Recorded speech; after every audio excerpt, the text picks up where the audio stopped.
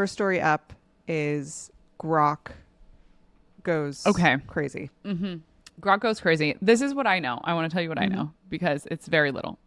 Basically nothing. And then I got a text from a friend today where I texted her and I said, hey, are you going to the Uniswap Happy Hour tonight? And she just responds with a picture of AI generated image of Donald Trump and Kamala Harris. And Kamala is pregnant and has like a two-piece where her belly is like a sexy two-piece where her belly is exposed. And Trump is like holding it and she's like cradling it. And that was my response from my friend on whether she's going to the Uniswap Happy Hour. Yeah. So anyway, there it is. I mean, that kind of sums up the story, honestly. So yeah, for folks who don't know, Grok is Elon Musk and Twitter X, I suppose, is answer to Chat GPT. Okay. It's been around for a while. It's only available to Twitter Premium users, like Twitter Plus or whatever, X Plus, which we have as Boys Club. So I was able to play around with it, which was so fun. Oh, cool. Yeah. And disturbing. So it's their chatbot. It's an LLM. Its LLM uses real-time information from Twitter.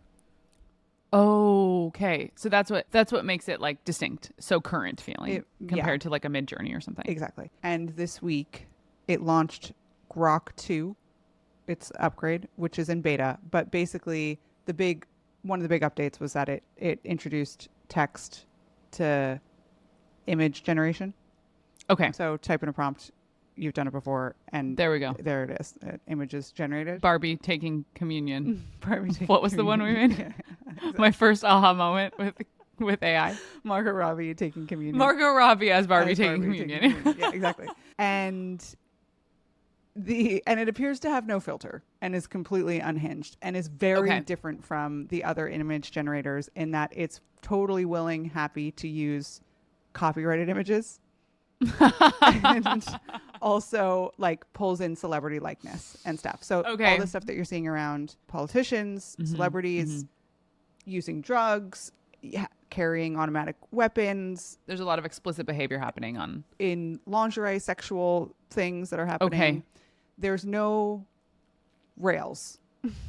Anything goes. Like truly anything goes to a very disturbing degree. You can imagine. I can. You can. I can imagine. And well, I've been seeing it also. I've been like, and I wasn't clocking why. Yeah. And didn't care enough. I was just like, people are being weird on the internet. Yeah. I don't know. Yeah. They are being weird on the internet. But I've seen it. Yes. Some of it. So the concern is that it's... Let's name the ways. Let's name the concerns. Many and plentiful concerns, but it's especially so close to an election. It's just a misinformation bonanza that's happening. Machine. And there's the political misinformation stuff, and then there's all the weird sexual stuff that's happening. And then, of course, there's the IP that's being used and like kids IP that's being put in bad contexts and stuff like that. I will say that my take on this is that the images very clearly are AI generated. That's what that was my read as well. I was like, we've been talking about media literacy a little bit in Boys Club HQ, and it's obvious. It's obvious. It's totally obvious. I mean, you'd have to be like a child, even a child is more media literate than most of us. So like, I think that, when you start to sort of interrogate it, I will say like the deep fake sex stuff feels really bad. And, but it's not as though that can't be generated by Photoshop with someone with the tools and the know-how to do that. And the ambition. And the ambition and the want and the drive. But I suppose it's just like how easy it is to do. Anyone literally could put in the speed of it. Something else we've been talking about, like the velocity of that type of content just being able to go out the door is unprecedented. And it is going out the door. Yeah, all of the ones I've seen have been about Biden or Trump or Kamala.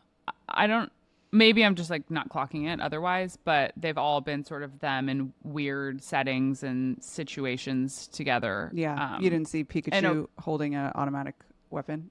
I've not seen the gun stuff. Okay. Or the Pikachu stuff, PTL, but I'm sure I will now. Yeah. It's always listening. So there's been some backlash. And people are talking about it, as they well should be. And it will be really interesting to see how Mr. Edgelord will respond to this. Elon Has Musk. he said anything thus yet? I haven't seen anything thus yet, but I have seen.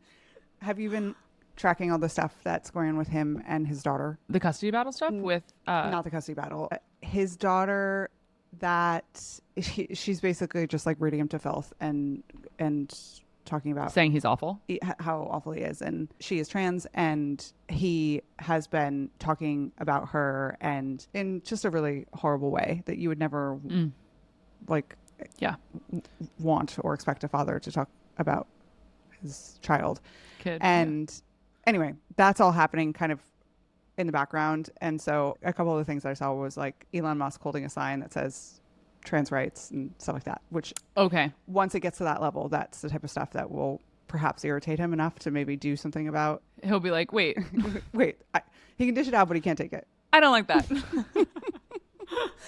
Something must be done. Yeah. So it'll be interesting to see how it evolves. It also, to that note, it renders text on things very well. Okay, that's new. And that's new. Yeah, ChatGPT, it does render text, but then there's weird other letters that come in and it just looks odd. Yeah. Remember when someone from the Boys Club core team a few years back tried to get Midjourney to create a sign in the style of Live, Laugh, Love that just says Live, Laugh, Ketamine?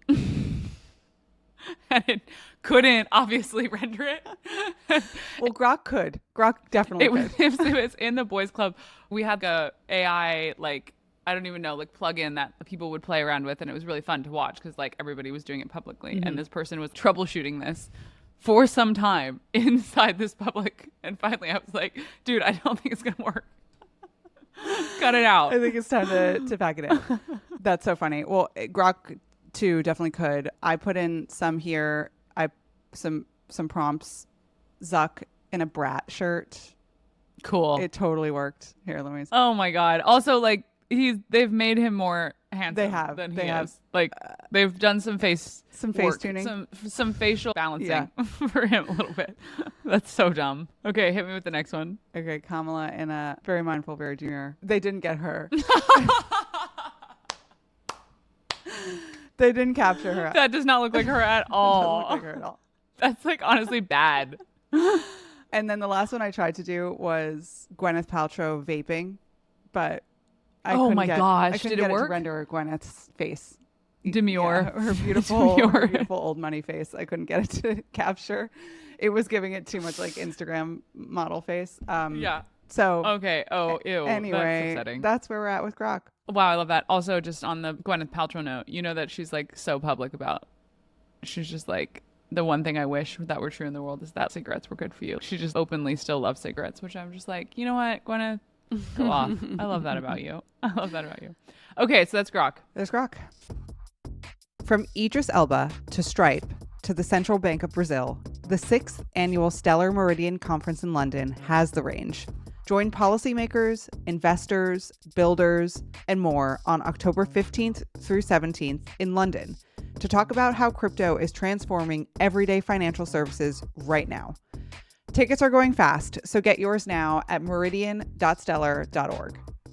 We have what's being sold to us as a mass adoption story, but if we really dig into it, it's not as many people as you would think. Many such cases. But it's good news. Many such cases.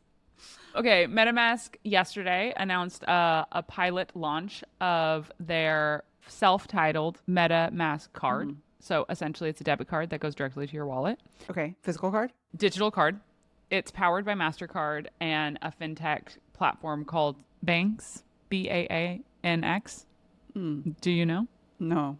Okay, well, that's what it is. So what's cool about it is it's directly to your self-custodied wallet. So you can use it digitally. It goes right to your wallet. There's no sort of intermediaries off-ramping or on-ramping or whatever. And with a lot of the other ones, either it's a wallet that is like a Coinbase wallet that somebody else has custody over, or it's like there's intermediaries between those transactions. Okay. It's a limited pilot, only a few thousand users, select users, only in the EU and the United Kingdom at the moment. You have to hold crypto on the Linea network for it to work. Adam James did a great article summarizing it for The Block. If people want to check it out, we'll add it into the show notes, and we'll also add the press release from MetaMask. There's two things that are interesting to me. The press release said MetaMask, Mastercard, and banks unveils revolutionary way to pay with crypto. And then they were like, MetaMask launches world's first Mastercard debit card that enables instant spending directly from your self-custody wallet. And so they said that, but then in the Block article, there were two notes. One was that there is a CL card that allows Ledger users to spend their crypto wherever MasterCard is accepted. So I'm like, okay, that seems, maybe it's not a debit card, but it's essentially the same functionality. Mm-hmm. And then the other one is there are debit cards that are connected to centralized custodial platforms, such as Coinbase card or Crypto.com Visa card.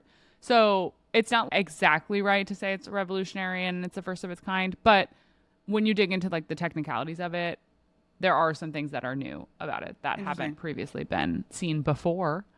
And some quotes here. We're building towards this vision of enabling non-custodial neo-banking, says Simon Jones, Chief Commercial Officer. He said anybody who has access to a mobile phone should be able to get access to a basic range of financial services by default. This would have huge implications in countries with large numbers of unbanked or underbanked individuals. So that's cool. Two things come to mind. One is I do think that there's something called RAIN cards. Okay. Which I think do something very similar, because I remember we actually set one up, which is it pulls funds from a wallet into a digital credit card. Okay, what I would guess, based on all the reading that I did about this and what they seem to keep harping, is that I'm sure that behind the scenes, for the consumer, maybe there's no different, but behind the scenes, there's probably some sort of on-ramp, off-ramp that's happening. It's not like a direct from your wallet to the transaction.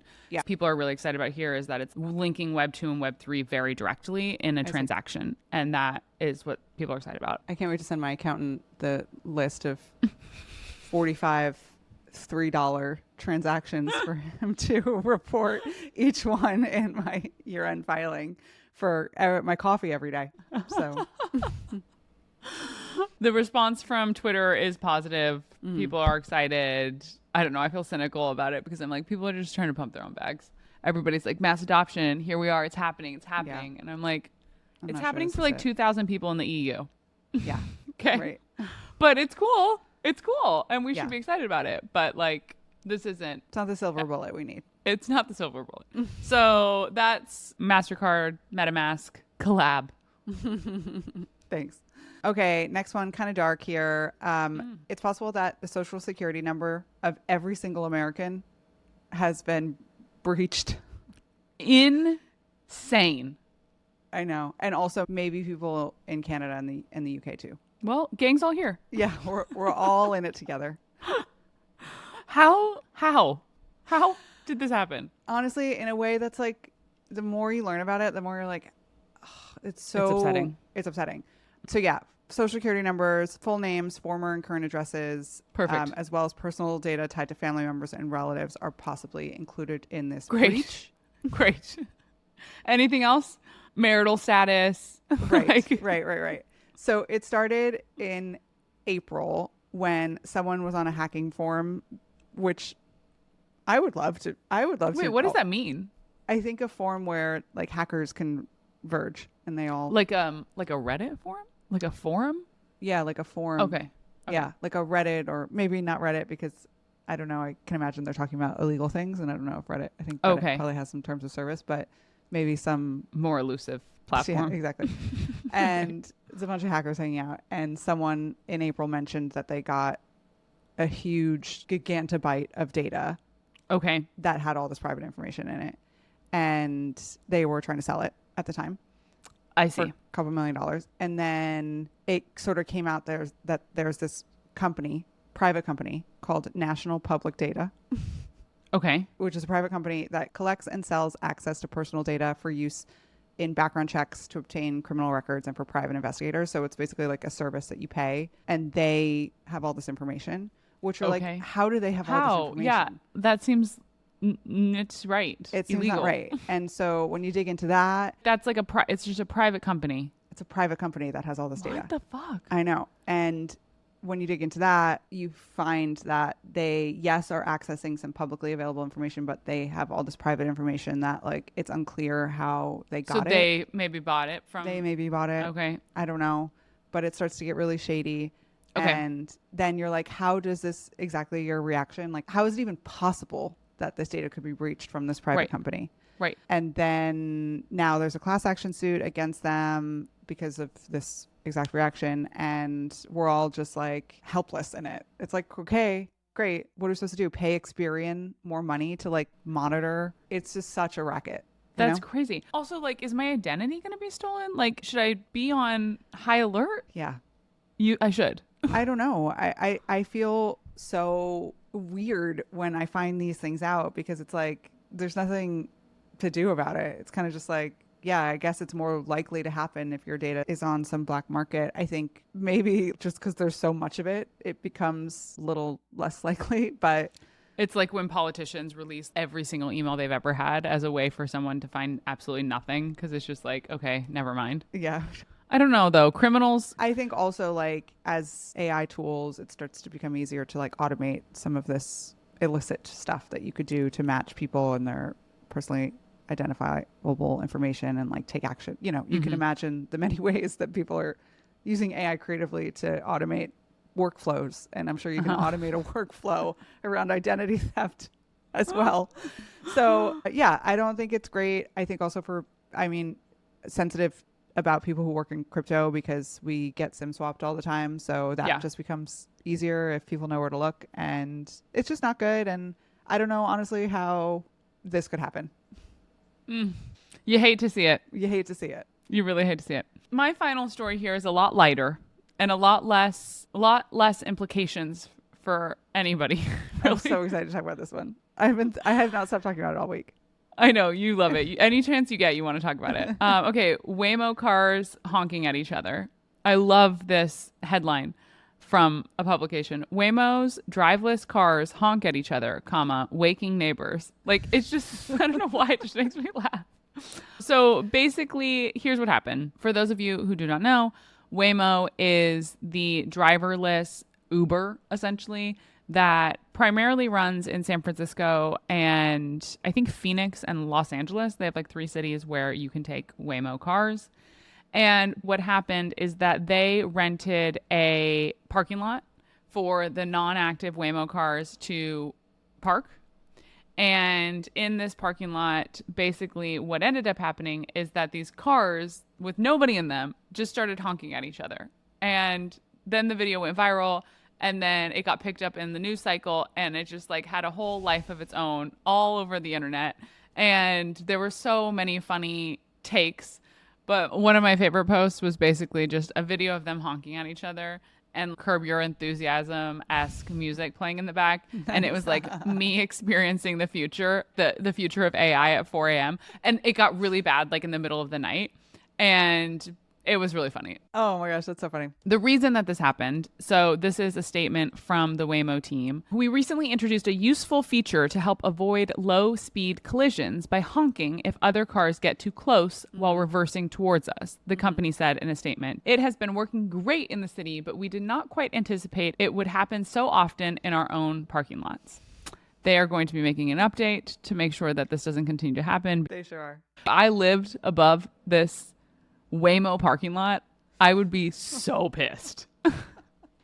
I think why I find it so deeply funny is because the act of honking is such a bitchy thing to do. It's so bitchy. So bitchy. And there's something about that happening between 2 vehicles that it's so funny. Oh my gosh. It's so funny. And like 2 vehicles, like 2 autonomous entities with like no actual feeling or emotion or anything, just like bitching at each other. It's just so bitchy. They're bitching. Anyway, thank you. That's a great way to end this. Great way to end.